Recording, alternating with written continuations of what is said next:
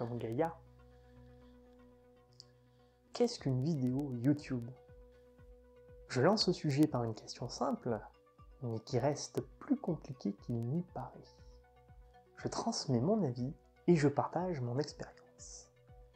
Je vais vous présenter ici des astuces pour améliorer la qualité de vos vidéos. Gardez en tête que vous êtes seul responsable de vos actions et qu'aucune vidéo ne vous donnera de recette miracle. Cela demande toujours du travail personnel. Voyons à présent quelles sont les différentes connaissances à savoir, autant côté théorique que côté pratique. Débutons tout de suite par une question qui découle du sujet. Qu'est-ce qu'une vidéo? Techniquement, c'est un mélange entre un élément audio, ce que l'on entend, et visuel, ce que l'on voit. Pour cet aspect visuel, ce n'est rien d'autre qu'une suite d'images successives. Ces images, on les appellera des photos. Mais alors, si je m'intéresse à faire des vidéos, cela veut dire que si je regarde des vidéos sur YouTube traitant de photos, cela peut me servir? Exactement. Logiquement, on arrive alors à la question: mais qu'est-ce qu'une photo? C'est le résultat d'un procédé qui utilise la lumière pour sculpter un support afin d'obtenir un rendu plus ou moins similaire d'un morceau du monde qu'une personne voit. Un petit peu compliqué tout cela, mais c'est le principe même de la photographie. Un support est nécessaire pour garder dans le temps ce que l'on voit. Et comment mettre en œuvre cette capture d'image pour créer une vidéo? Question stupide. On va utiliser un appareil dédié pour filmer. On va s'acheter un caméscope. Bravo! Cette première erreur vous fait gagner le titre somptueux de novice. Rien de bien méchant, vous allez juste apprendre un petit peu plus. Mais pourquoi alors nombre de youtubeurs se filment avec leurs appareils photo? Si certains d'entre vous ont remarqué ce détail, par cette question, ils l'ont amené à se poser la question classique: quelle caméra faut-il pour un débutant? Cette question, c'est le titre d'une vidéo de Naotech. Je mets dans la description une playlist de toutes les vidéos que j'ai mentionnées ici. Vous trouverez la playlist sous le nom de Démarrer YouTube. Lancez la playlist quand bon vous semble. Je vous invite vraiment à aller voir l'ensemble de ces vidéos. Elles me semblent essentielles pour apprendre toutes les bases pour la vidéo. YouTube permet d'apprendre gratuitement et c'est une base suffisante et de qualité. Avec toutes ces vidéos, vous arriverez au résultat de pouvoir comprendre que réaliser une vidéo, ce n'est rien d'autre que réaliser du cinéma. Revenons à la dernière question. Pour débuter une vidéo, Naotech explique 5 points à connaître. Pour ma part, les 2 derniers points sont liés et s'imbriquent l'un et l'autre, je n'en parlerai donc que de 4. Point numéro 1. L'audio.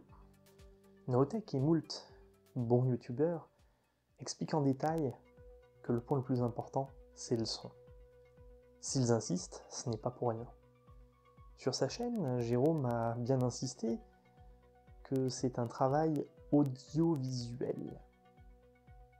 Audio avant visuel. Je vous invite à aller voir sa vidéo « Choisir son premier micro ». Vous comprendrez ainsi ce qu'il en est. Un autre exemple pour ce point, j'ai eu quelques soucis de débit internet. J'ai pu avoir accès aux vidéos YouTube, mais l'image était dégradée, alors que le son, lui, est resté intact. Du coup, c'est comme ça que j'ai préféré certaines vidéos à d'autres. Point numéro 2, la lumière. C'est la définition même de ce que j'avais exprimé tout à l'heure. Tout un travail important est axé autour de ce point. La vidéo réaliser une photo de studio avec presque rien réalisé par le studio de poche, vous mettra tout en lumière ce sujet lumineux. Un test de lumière de Softbox, un kit à moins de 100 €, a été réalisé par Naotech. C'est disponible aussi dans la playlist. Je vous invite à aller voir cette vidéo afin de comprendre l'importance qu'a la lumière sur l'enregistrement de vos vidéos. 3. Le décor. Naotech parle de ce point dans sa vidéo, la première que j'ai énoncée. Allez voir cette vidéo. 4. Le matériel vidéo. Je ne vous le cache pas, c'est le point qui coûte le plus cher. D'abord les objectifs. C'est par eux que vous allez commencer vos achats car c'est le point qui dure le plus longtemps dans le temps. Ensuite, vous avez la partie du boîtier. L'évolution des boîtiers est très rapide. Donc il faut savoir que n'importe quel boîtier que vous allez acquérir va devenir obsolète. Cela n'empêche pas d'avoir une qualité minimum suffisante dans le temps. Et si on a un budget limité, on va faire avec ce qu'on a.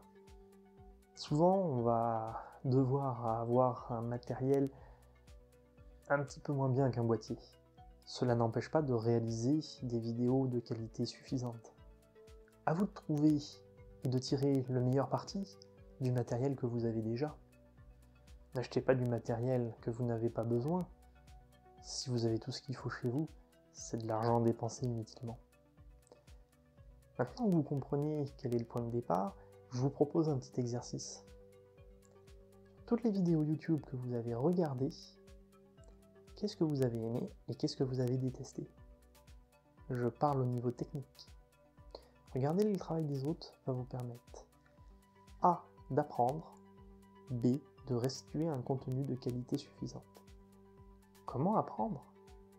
Tout simplement, la chaîne Ciné Astuces va vous donner toutes les clés pour apprendre tout ce qu'il faut savoir sur le cinéma et les mettre en application sur vos vidéos.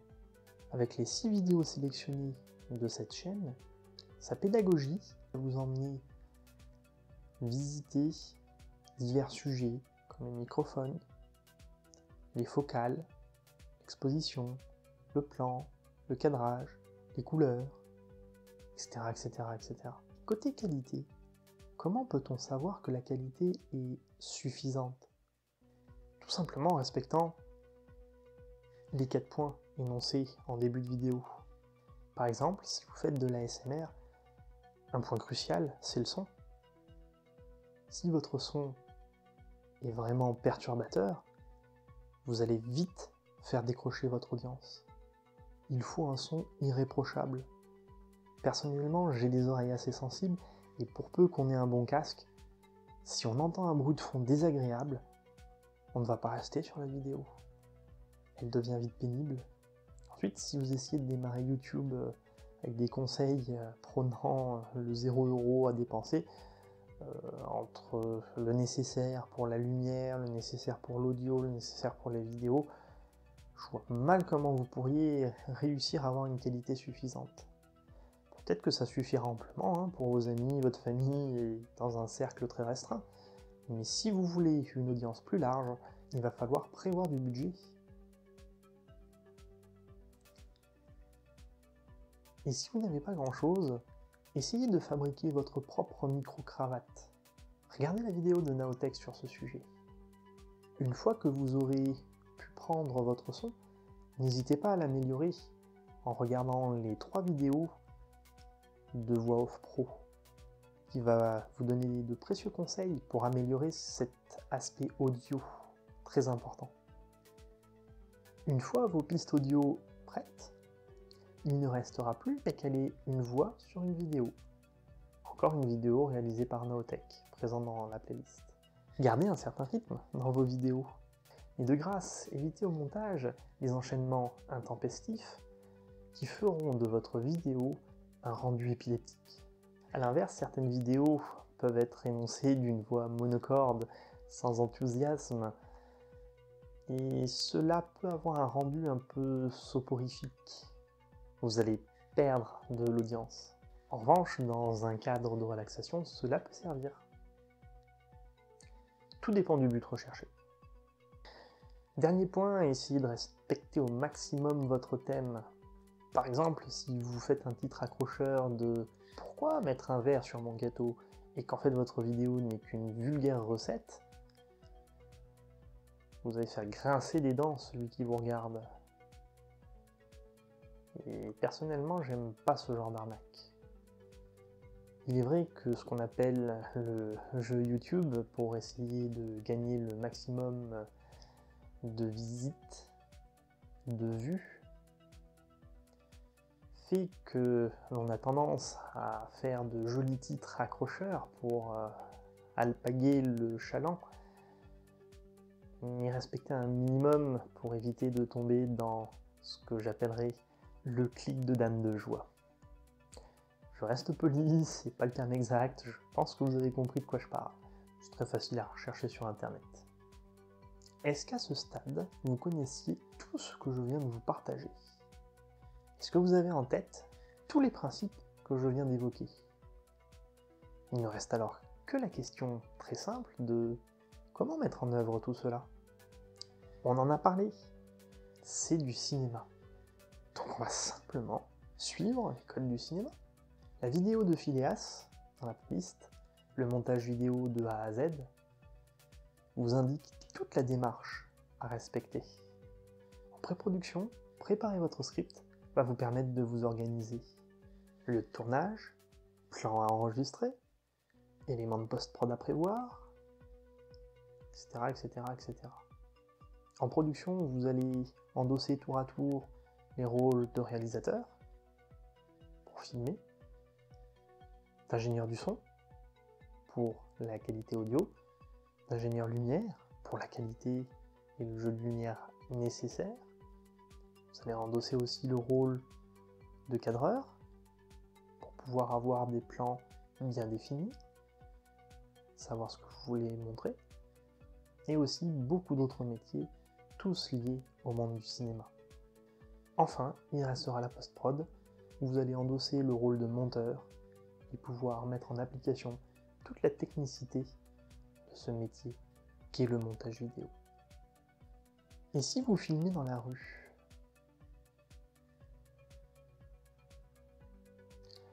On a vu que le monde de la vidéo, c'est aussi le monde de la photographie. On va donc s'appuyer sur une expérience de photographie de rue pour savoir quels sont les moyens, les droits et les devoirs que l'on peut mettre en application dans les lieux publics. Tout le monde se pose cette éternelle question de qu'est-ce que j'ai droit ou pas droit à faire dans la rue, et cela en devient un mythe, mais peu de personnes connaissent réellement la réponse. Pour vous permettre d'avoir un œil juridique sur ce sujet, je vous invite à voir là aussi une vidéo de la playlist. Cette vidéo sur le droit d'auteur et le droit d'image va vous expliquer en détail ce que vous pouvez et ce que vous avez droit à faire dans les lieux publics. Vous aurez ainsi une pleine latitude pour savoir quels sont vos droits exacts et protéger ainsi votre travail personnel.